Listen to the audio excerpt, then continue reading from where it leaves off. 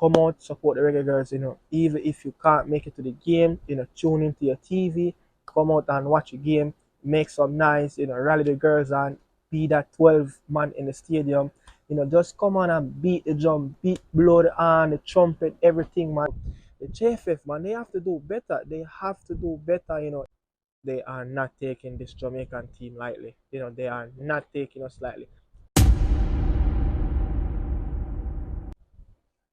Yeah, man, welcome back to the channel, everyone. Don't know this is Nicardo Media House, man. People, today is a big day.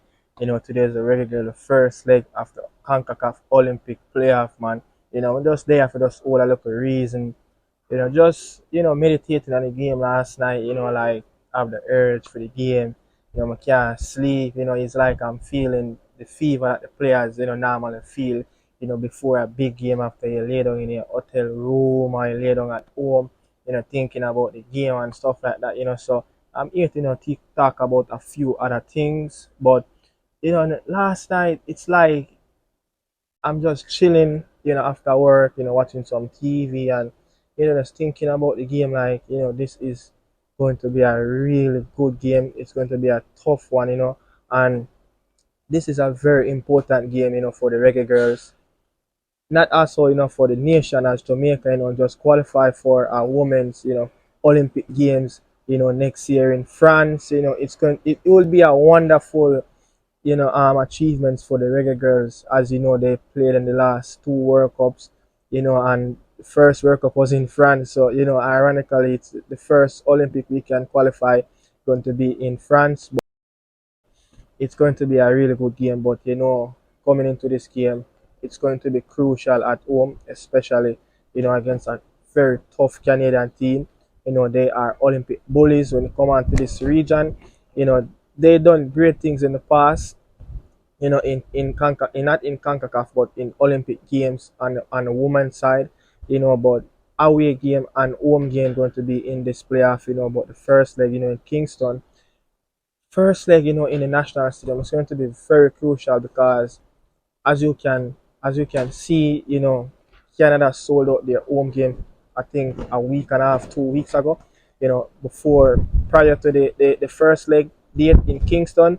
So, it's very important to keep a clean sheet at home. It's very important to take care of business at home because when you travel to BMO Field in Toronto, it's not going to be an easy game in front of packed Canadian house, and I know they're going to be cheering, they're going to be chanting, so they're going to have all the home advantage. So, as Jamaicans, it's important for us to support the Reggae Girlz. Please go out there and support the Reggae Girlz, man. They need it. They need to hear you guys in the stand cheering. Just give them a warm welcome. A historic welcome after that achievements in the World Cup that we made. I think they fully deserve it. So just go out there, man, and support the Reggae Girlz. But look, we haven't beaten Canada in what 15 or 16 games now in the women game, and it is a long drought. I think the time has come. Every good thing have to come to an end one day. So we going to take care of business at home for sure. I'm just feeling that. That's what I'm feeling since last night. I'm very passionate, man, about my country, about teams that I support. But, Reggae boys, Reggae Girlz, Jamaica and all always come first in my heart. That's where I was born. I might live in the diaspora, but, Jamaica is when you cut me, you see black, green, and gold, man, not red, black, green, and gold. Black, green, and gold for our art, as what they said in the song. But, 15, 16 game unbeaten, not unbeaten, 15, 16 game, unbeaten Canadian team against the Reggae Girlz. You know, it's as I said, man, it's just going to be a really tough game, tough game. But in the past, Canada, they are the Olympic defending champions. They won the gold medal in Japan. In back in 2020. In 2016 at the Rio. They came third. They won the bronze medal, and in London, in 2012, they also came third. So for the last three Olympics, they picked up medals. So they've been doing fantastically well in this tournament. They love this tournament. Ticketing issue, I strongly believe that, if news wasn't swirling around that, the game at BMO Field on September 26th, sold out, I think the JFF wouldn't be going around, trying to get organization, trying to get corporate Jamaica, to come on board and buy some tickets so they can issue out to fans, past players, women teams, in the Jamaican Premier League, volleyball teams and etc. But the Canadian Football Federation, they have done a really good job, to market their game, put it on all media platform, in Canada and stuff like that, especially on CBS Sports. They done a really good job, marketing that game. So they do what they have to do, and they sold out, their home game. So I think right after the final whistle of that World Cup game that we played, in Australia against Colombia, preparation should be like this. For we knew that it's going to be a home game right after that final whistle, against Canada when our World Cup journey ended. So we should have been making preparation, trying to find ways and how to figure out to get tickets, off the market, try to sell out the national stadium, try to get 30,000. It's been a while, since the arena, go jam pack. I think the last time the national stadium sold out, I think it was, I might not right, but I think it was that 2014 World Cup qualifier. I think when we played at home against Mexico, when the likes of Chikorito and Dos Santos, Jimenez, Meme Choa, those players were that they came to Jamaica to play in a World Cup qualifier. I think that was the last time we sold out a stadium, man. For a football game, but for the national team, But look, man, the JFF, man, they need to get their acting together. We saw what happened previously, with training equipments and stuff like that. Look, these are things that should have been prepared already for this two-legged game against Canada.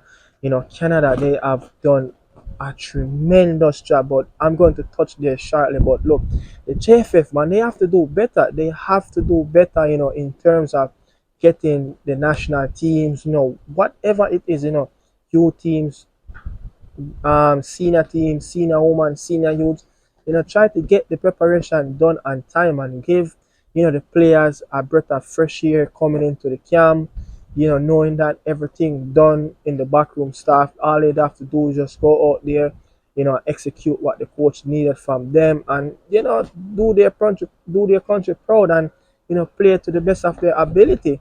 So too many issues, man, with the JFF in terms of, paying of per diems and, contracting. I see HRs, an article, HRs coming in and try to recontract, staff and players contract out to get paid, and everything is just backwards, in the JFF.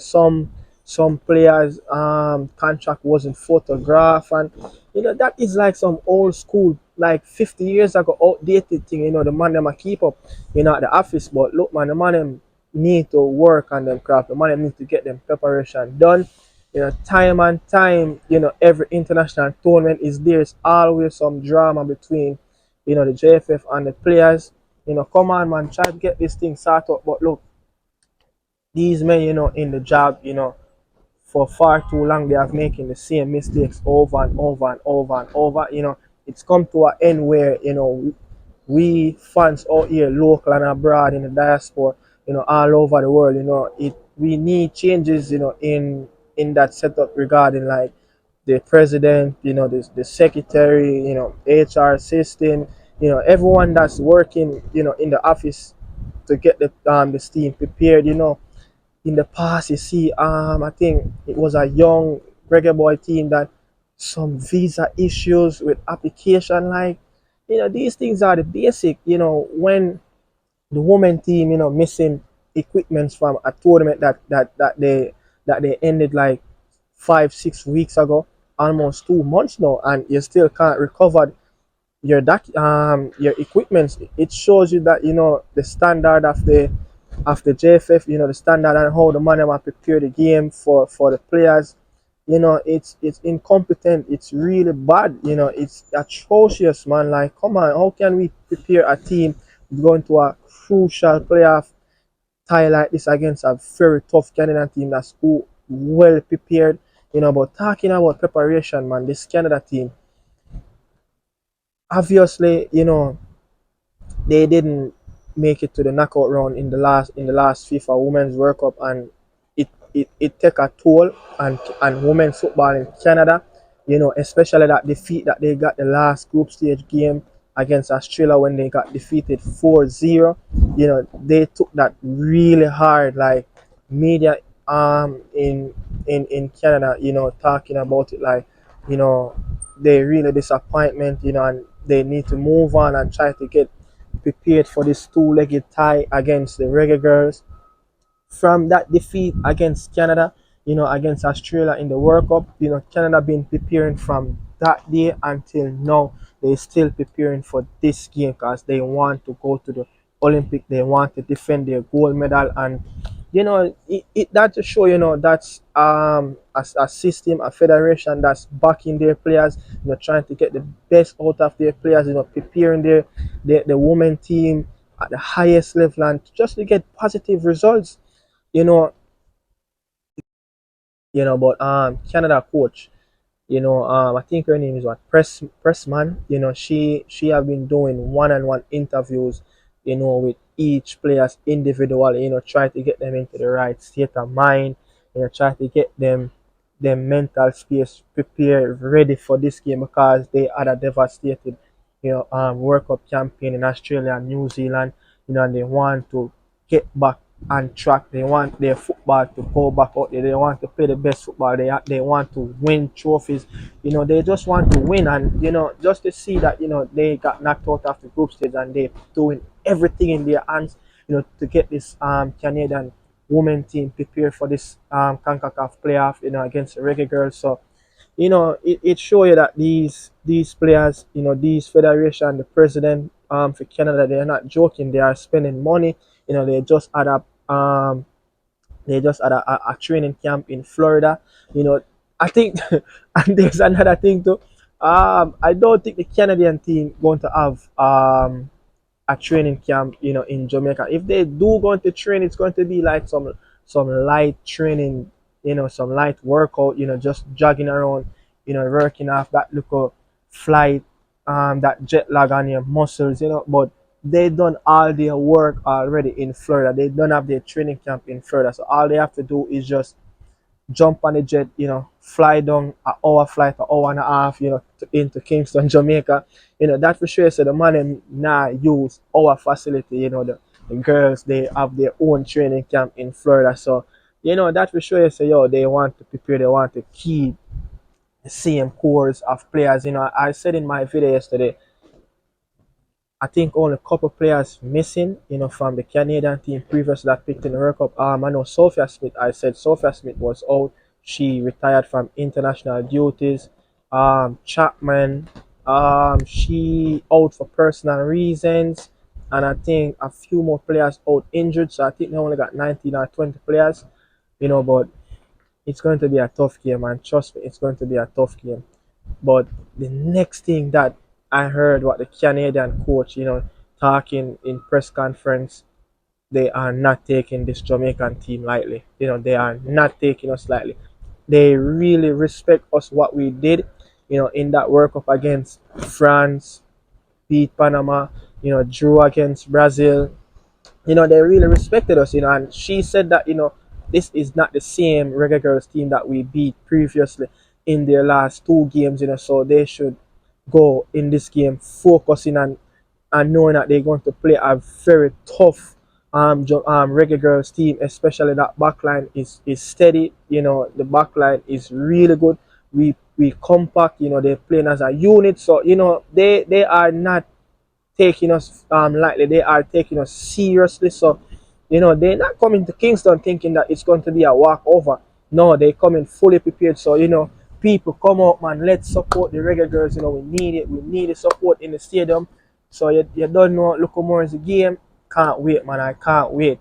I can't wait until 8 o'clock tonight, 8 o'clock my time, Eastern time. I don't know if you live in the US, the game come on Paramount.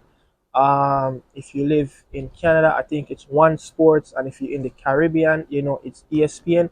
But look, man, come out, support the Reggae Girlz. Even if you can't make it to the game, tune into your TV, come out and watch a game, make some nice, rally the girls and be that 12 man in the stadium. Just come on and beat the drum, blow the horn, the trumpet, everything, man. Support the girls, man. Let them know that we're here to support them. Come on, Reggae Girlz. Hope we can get that 2-0 victory today. We need at least a 2-goal margin going into Toronto for the next for the second leg next week. So I'm looking for if we can get a 1-0 victory, it's not a bad result, but I'm looking for a 2-goal margin. Please don't give up any goal. No away goals. Can't afford it, because we are going back into a jam-packed arena next week at the BMO field. But people, come on, Reggae Girlz, we need this. But man, just tell the people, man, thanks for supporting the channel, man. You don't know, this is Nicardo Media House, always giving, the truth and rights, always giving good analysis about games. Just come out, man, and support the Reggae Girlz, man. Peace out, salute, one love, Jamaica. In the city life, I'm feeling so alive. Drifting around the corner, got them shades on my eyes. It's a pretty little thing by my side that's flawless. Why you niggas still chasing routes?